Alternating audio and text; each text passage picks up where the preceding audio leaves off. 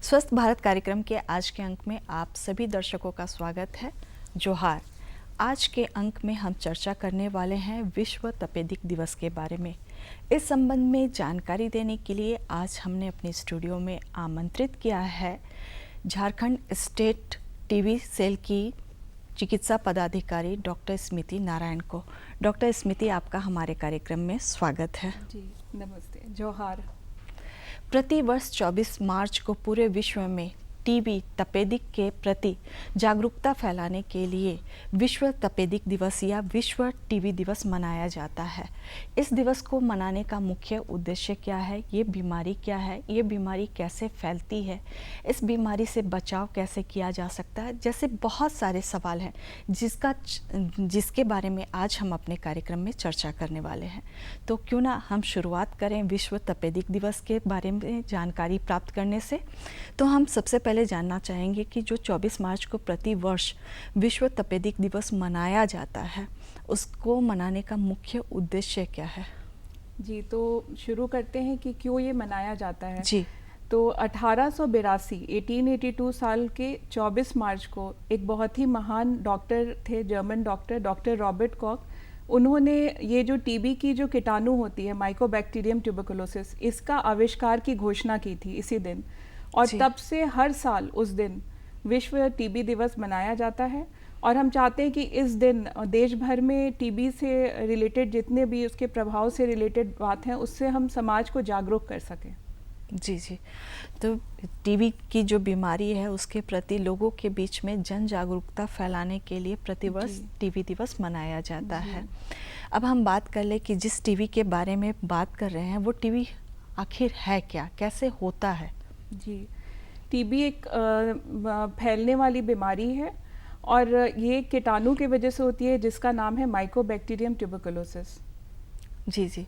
तो इसको हम कह सकते हैं कि टीबी जो है एक संक्रामक बीमारी है, एक व्यक्ति से दूसरे व्यक्ति में फैलने की संभावना ज़्यादा रहती है। और जब हम अगर इसके लक्षणों की बात करें तब कौन कौन से लक्षण व्यक्ति में नज़र आए कि हाँ, हम समझे कि इसको टीबी होने की आशंका है, इसको टीबी हो सकता है, तो उसे डॉक्टर से संपर्क करना चाहिए। कौन कौन से लक्षण टीबी में नज़र आते हैं? अगर हम टीबी की बात करें तो देखिए, सबसे कॉमन तो है जो कि हमारे फेफड़ों को इफ़ेक्ट करती है, जिसको हम पल्मोनरी टीबी कहते हैं।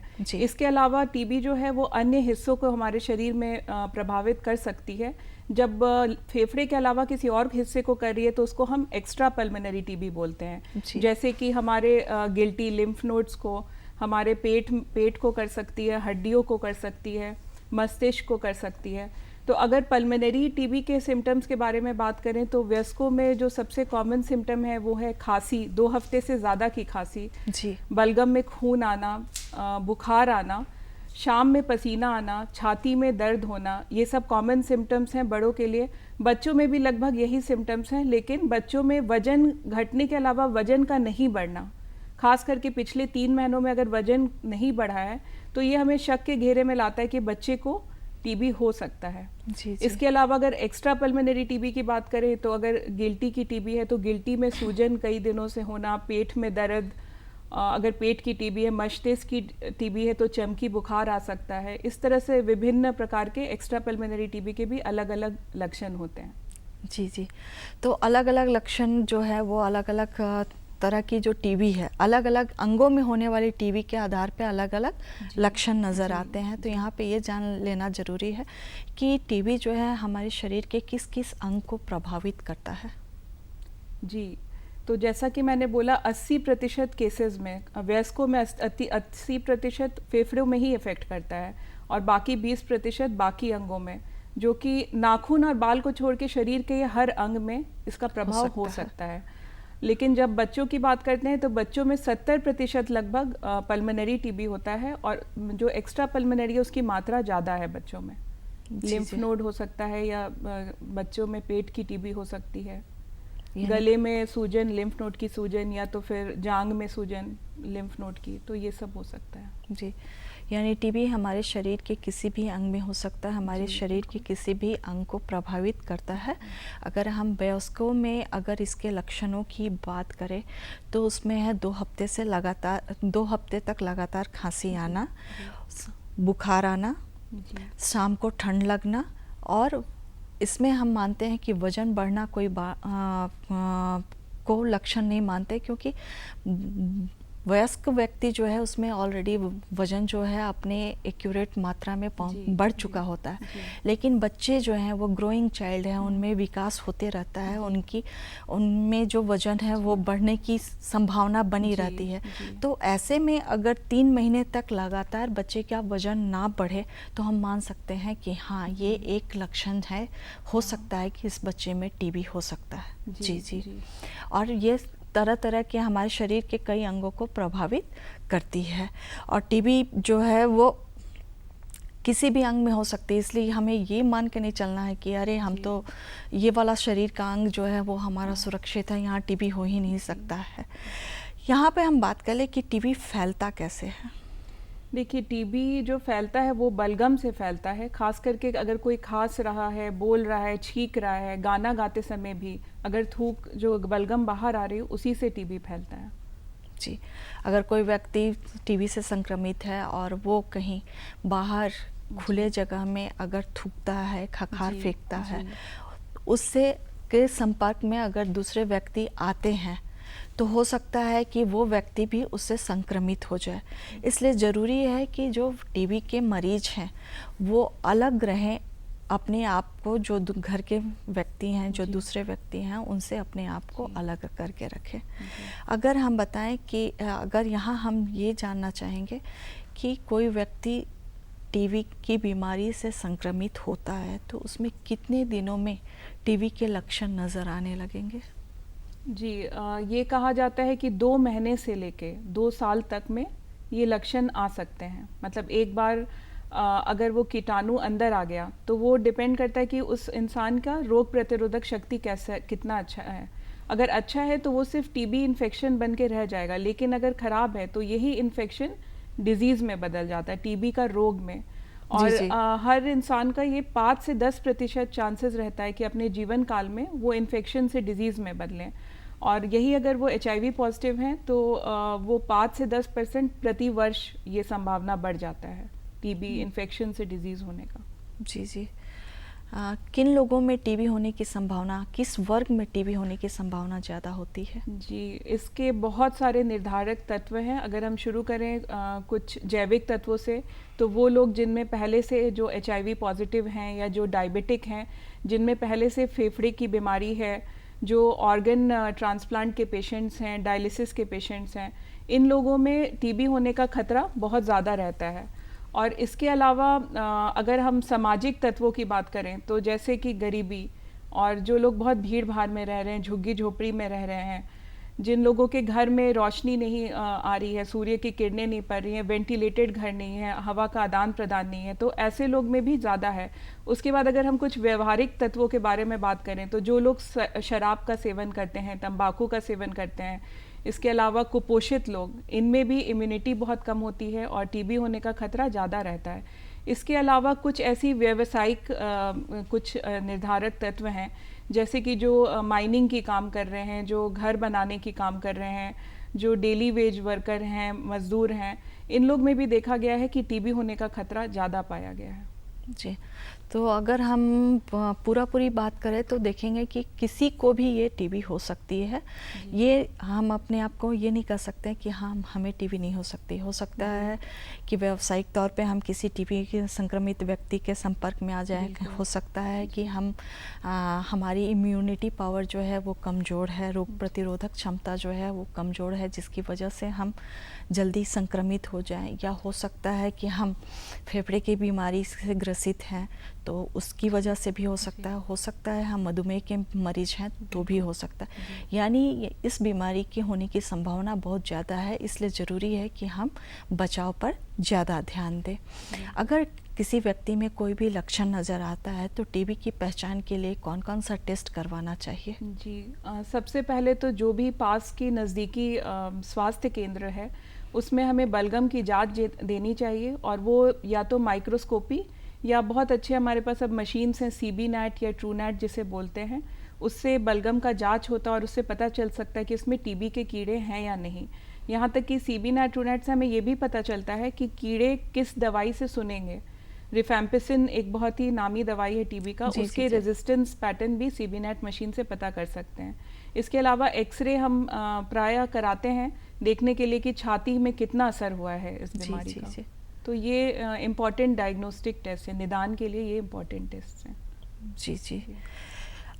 सरकार जो है इस बीमारी के प्रति ये जो 24 मार्च को ये तपेदिक दिवस जो मनाया जा रहा है, वो सरकार इस बीमारी के प्रति जन जागरूकता फैलाने के लिए ही कर रही है। और इस दिन कई तरह के कार्यक्रम जो है वो आयोजित किए जाते हैं, समाचार पत्रों के माध्यम से, ये टीवी के माध्यम से, जिसका एक अंश ये भी है, और रेडियो के माध्यम से तरह तरह से सरकार जो है इस बीमारी के प्रति जन जागरूकता फैलाने का प्रयास कर रही है।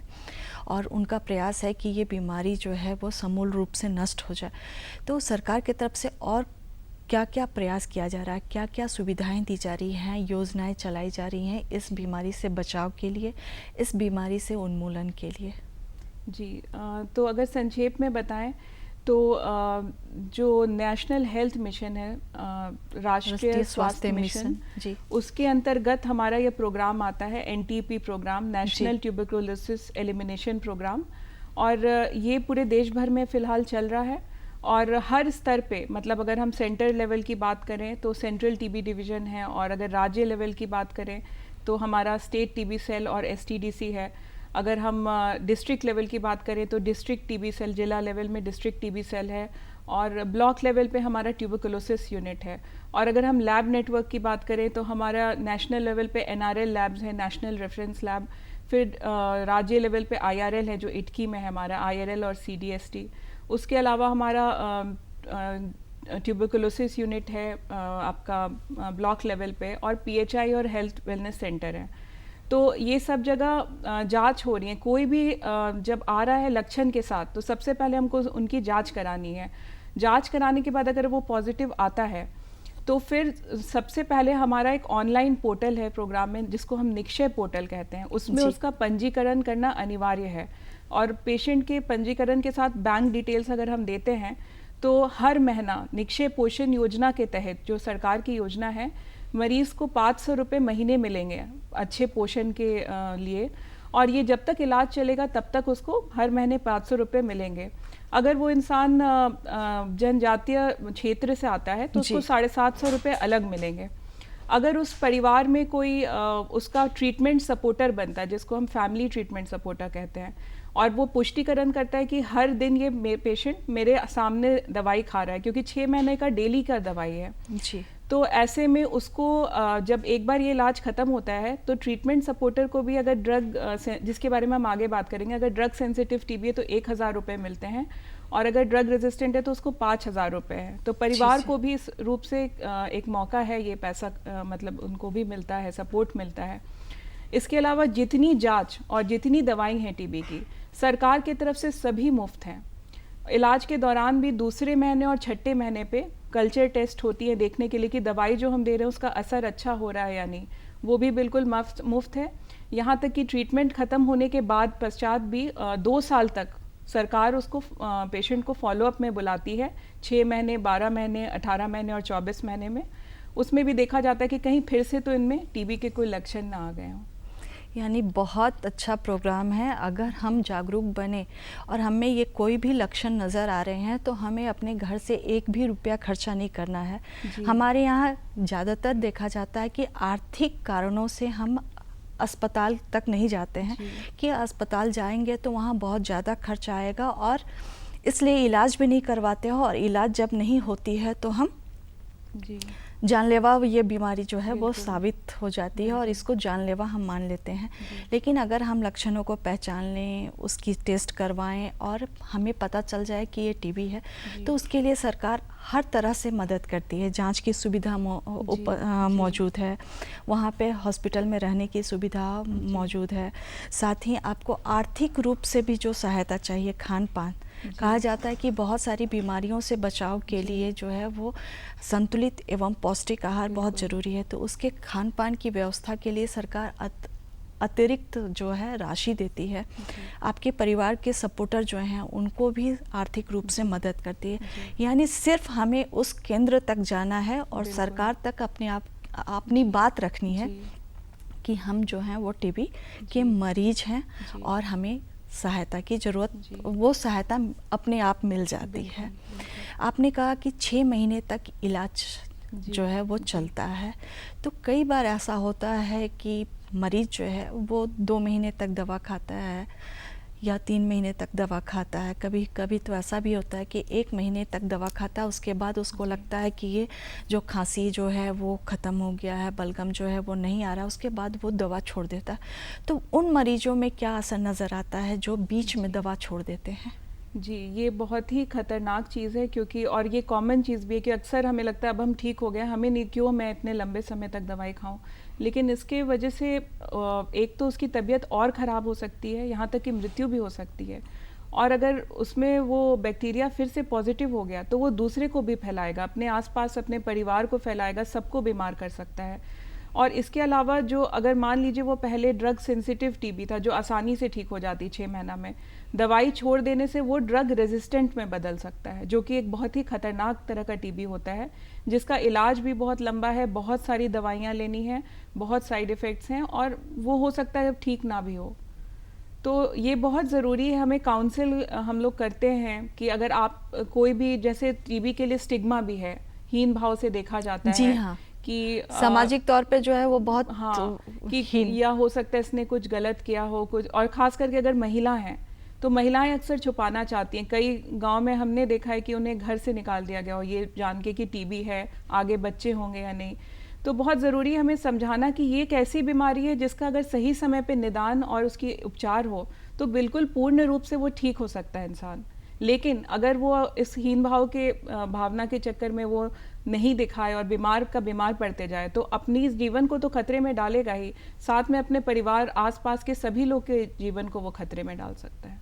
जी, आपने एक बात का जिक्र किया कि महिलाएं जो हैं उनको घर से कई बार निकाल दिया जाता है कि वो आगे चलकर माँ बनेंगी कि नहीं बनेंगी। जी। तो क्या टीबी में जिस मरीज में, महिला मरीज में टीबी हो और उसकी जो उम्र है गर्भ धारण करने की है, तो ऐसी बात हो सकती है, ऐसी संभावना हो सकती है कि वो आगे चलकर गर्भवती ना हो? जी देखिए, अक्सर इनफर्टिलिटी जब हम बात करते हैं तो उसमें टीबी को एक बहुत ही कॉमन कॉज माना गया है। लेकिन पूरी तरह से अगर उपचार है, उसके भी बहुत तरह के उपचार हैं जिससे ये ठीक हो सकता है। और इस डर से अगर महिला अपने आप को नहीं स्वास्थ्य केंद्र लाएं तो ये उनके लिए बहुत ही खतरनाक हो जाएगा। तो ये हमें समाज में जागरूकता करनी है कि ये एक ऐसी बीमारी है जिसका इलाज है और सही समय से पूरा उपचार लेने से वो बिल्कुल पूर्ण रूप से ठीक हो जाएंगी।